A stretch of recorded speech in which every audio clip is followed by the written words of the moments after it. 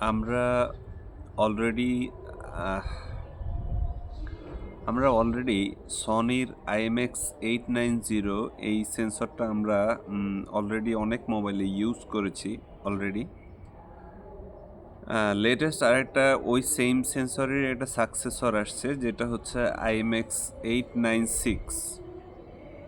IMX896 হচ্ছে আপনার IMX890-রই rebrand না, ওইটার সাকসেসর, ওইটার নেক্সট জেনারেশন, ওইটারই নেক্সট জেনারেশন, ওইটাই আপডেট হয়ে আসছে। এবং আপনার সেন্সর সাইজ এবং পিক্সেল সাইজ আপনি দেখবেন একদম সেম, যেরকম IMX890 যেই সাইজের ছিল ওই সেম সাইজেরই IMX896, এবং পিক্সেল সাইজও একই, এবং সেন্সর সাইজ 1/1.56 যে রেজুলেশন, সরি যে সাইজ ইঞ্চ, 1/1.56 ইঞ্চ, এই সেম সাইজের সেন্সরই এটাও।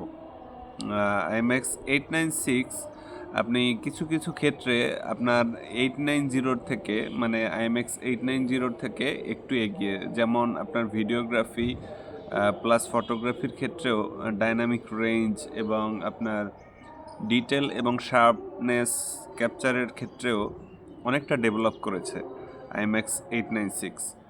এবং IMX896 আমরা অনেক মিড রেঞ্জের ফোনে আমরা অলরেডি দেখেছি। সেটা হচ্ছে আপনার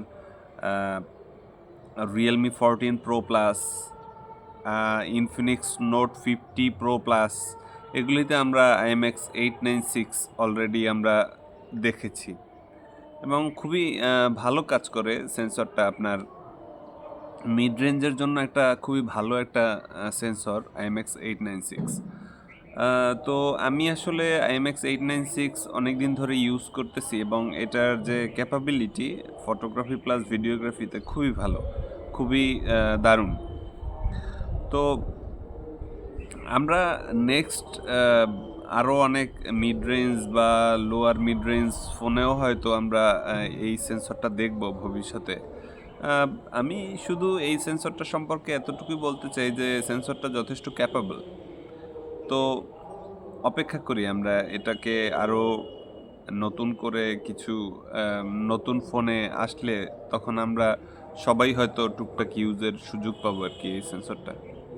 তো ধন্যবাদ সবাইকে।